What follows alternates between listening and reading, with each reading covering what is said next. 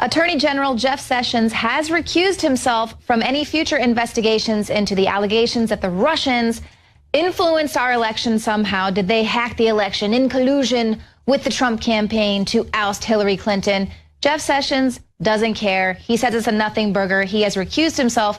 Now, his critics are going to say that this is an admission of guilt. He seemed to be very lighthearted about it at his press conference, saying, you know what, there's nothing to see here, so I don't even need to be in control of it. But here's the Sessions controversy explained. So this is how he found himself at the center of this political fray.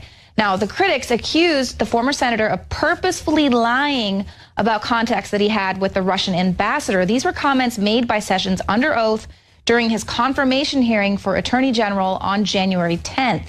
Now, he was asked by Democratic Senator Al Franken about contacts with any Russian government-related entities during the course of the Trump campaign. Sessions said he wasn't aware of any such meetings, including any evidence that anyone affiliated with the Trump campaign communicated with the Russian government in the course of the campaign. And that's the clincher, because he was asked regarding in the course of the campaign, dealing with the Trump campaign. And he responded saying he wasn't aware of any of those activities. Now, the opponents there say that when Senator Franken was questioning him, those questions were all-encompassing. He should have just known. Any meeting whatsoever should have been disclosed by the former senator. But supporters argue that Franken's comments were in the context of campaign duties, unrelated to Sessions' role as a senator and member of the Senate Armed Services Committee. He's a member of the Senate Armed Services Committee, so of course he's going to be speaking with all sorts of ambassadors, including the Russian ambassador, and he was under no obligation to make them aware of that, because frankly, they would have just said, see, talking to the Russians, there we go, right there, that's proof, that's all you need, when he was doing his job. Now, Sessions' spokeswoman said that Sessions' answer was honest, given the context of Franken's question. She said the Attorney General has been very clear that as a senator, he had conversations with the Russian ambassador. Last year, the senator had over 25 conversations with foreign ambassadors as a senior member of the Armed Services Committee, including the British, Korean, Japanese, Polish, Indian, Chinese, Canadian, Australian, German, and Russian ambassadors. A big duh, because guess what? He's not a civilian. He was a senator and a senior member of the Armed Services Committee. So, of course, he's going to be speaking with countries when they're dealing with weapons and arms. Now, President Trump has responded to all this, saying that he has total confidence in Sessions. Again, a big nothing burger, but the left is going to see this as a win because they can use this to taint the public's impression of Trump's administration. Now, the fact that they so easily tossed General Flynn aside, we knew that this was coming. We knew that they weren't just going to be satisfied with that. They're going to continue to chip away at anybody that Donald Trump brings into his administration. And going on with that, we see immediately some people there in the GOP rush to eat their own. There was many Republicans quick to pile it on as he was being targeted by the media. So this is why he recused himself. He just said, you know, we don't want to turn this into a big political thing. It's a nothing burger. I don't need to be in charge of any investigations into Russia because you're not going to find anything. So I don't need to be there to, in your eyes, oversee this thing and protect Donald Trump and people within his campaign and his administration, much unlike the former Attorney General Loretta Lynch, who refused to recuse herself when they were investigating Hillary Clinton. Of course, she didn't recuse herself. She gave the illusion that she would step back and she would allow the FBI director, James Comey, she would, go with whatever he said, but she would reserve the right to, fight back if she didn't agree with the findings there with Hillary Clinton. So total difference here where he said, you know what? I don't need to protect Donald Trump. I recuse myself from this. Loretta Lynch would not recuse herself. Meanwhile, why are they rolling out the dinosaur John McCain? Okay, nobody cares what he says, but this is a man who met with ISIS. Okay, so he goes to Syria and he meets with the Syrian rebels, of course, who defected to ISIS or, Al Qaeda's army, and had a picture with them. He had another secret trip taken to Syria. And again, former President Barack Obama, let's not even get into who he spoke with, unbeknownst to the American people, and of course, many people within the administration. He sent billions of dollars to Iran with this hostage exchange. Let's not forget that. Now, of course, initially they lied about it, said it was only about $400 million sent in these unmarked bills to Iran in last January. But of course, later we found out it was like $1.3 billion to Iran after the hostages were released. This is Iran that still says and chants death to America. They just released another film, Battle of the Persian Gulf 2. This is an Iranian film hailing the demise of the U.S. Navy in an imagined Gulf battle. So they're already still putting out this propaganda, death to America. Actual state sponsors of terror, Syria, Iran, even Saudi Arabia. Everyone's fine with the fact that they're meeting with those actual state sponsors of terror. But if the senator in his job as a senior member of the Armed Services Committee has to speak to the Russian ambassador, that's a huge scandal. So this is the problem here. You know, Russia isn't even on the list of state sponsors of terror, mind you. So frankly, it's okay that if you're doing your job and you need to speak with them, but for whatever reason, we're allowed to send billions of dollars to Iran states. Nothing to see here, folks. That's completely okay. You know, if he wants to annihilate the Middle East and bomb them to the tune of a bomb dropped about every 20 minutes, that's completely fine. But, you know, if you speak to the Russian ambassador in the context of doing your job, well, everybody freak out, okay, if you're on the left. Now, here's what this is all about. We had talked about this before, Daily Caller saying this is confirmed. The Obama administration sabotaged Trump's transition to the White House. This is according to the New York Times. Obama White House officials waged a campaign to procure, save, and disperse classified intelligence regarding Trump associates' contacts with Russians. This campaign involved curtailing the Trump team's access to highly classified information, and then they would lower the classification ratings on other information about this ongoing Russian investigation so that it could be more widely shared across the government. Oh, and by the way, leaked to the press time and time again. So you can see how we've been talking that there's kind of this coup going on within the government, the shadow government, the people who see themselves as the real government, the unelected government. They are waging a war against Donald Trump and his administration because Obama cannot stand the fact that everything that he and his people work so hard for is going to be dismantled. Now, going back to this other article, it points out how this wide-ranging report includes information that isn't positive for Trump, including that federal investigators were given intelligence from foreign services that some Trump associates met with the Russians in the Netherlands and Britain. But they, again, point out, once again, that U.S. officials do not have any evidence of any coordination between Trump advisors and the Russian government to influence the election. So again and again and again, they're saying there's no evidence there of any wrongdoing, but here everyone should get really excited and freaked out about this.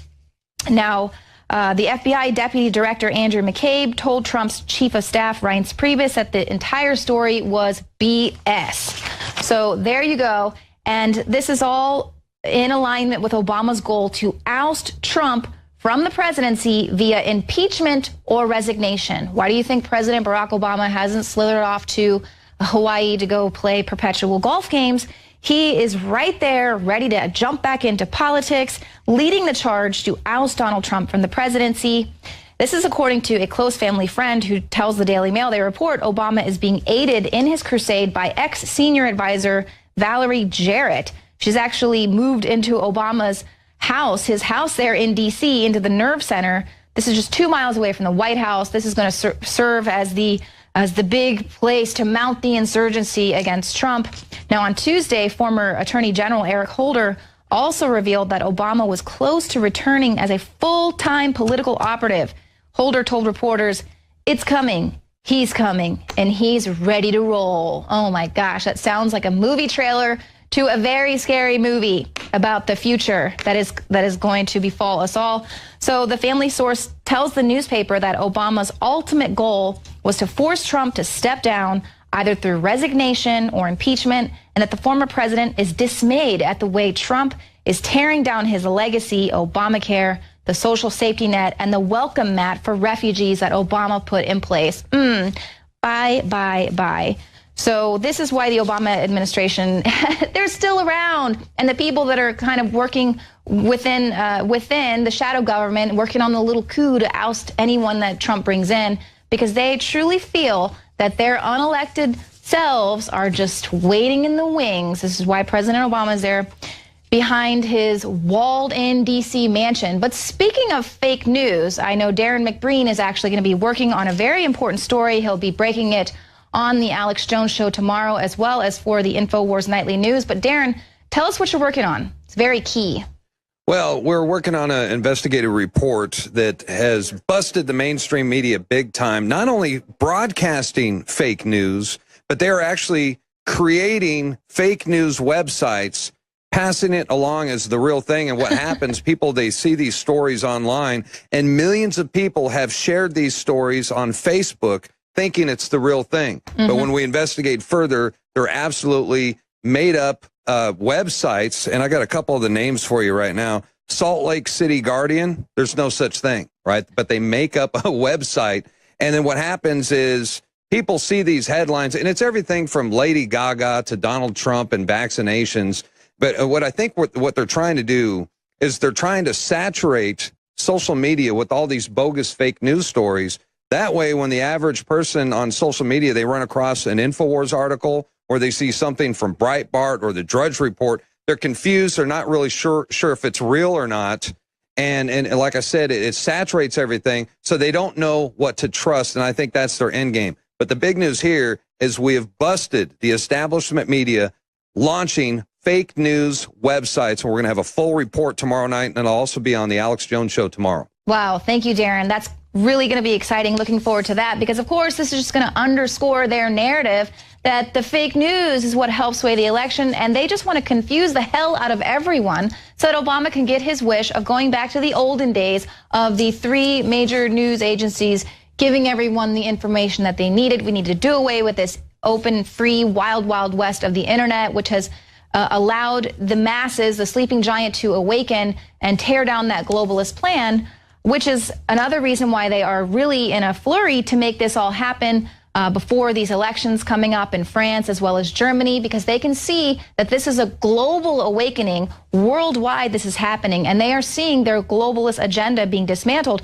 Now, here is some video from earlier of a savage assault doled out by Marine Le Pen. She said it directly to Angela Merkel's face, calling Germany a servant to America. Let's go ahead and play this clip. Vous venez tous deux ici en séance de rattrapage, car votre Union européenne est en train de s'effondrer, aggravant les assauts migratoires comme les assauts économiques et obligée de se maintenir par le chantage, la menace et l'intimidation. Votre modèle, c'est la vassalisation aux États-Unis, l'austérité, la concurrence déloyale, la surveillance massive des citoyens, le dumping social, la submersion migratoire. So you can see how upset Marine Le Pen is, talking about she represents an intelligent protectionism, individual liberties, and the defense of safety and identity, and really lambasting Angela Merkel for telling people that they can't speak the truth. And she herself, Marine Le Pen, has been a victim of this.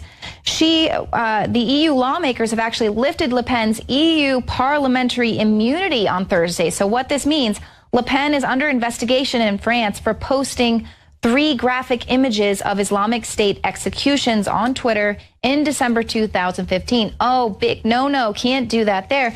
That includes the beheading of American journalist James Foley. Now, Le Pen's immunity shields her from prosecution, but by lifting it just over a month before the first round of the French presidential election, after a request from the French judiciary, the parliament is going to allow any eventual legal action against her for posting videos that were posted all over the internet. But she's not allowed to post things that expose the truth.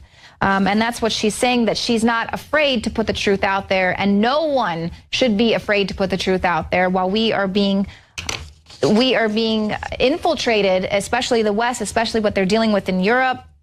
You can't post the facts that the opponents don't like.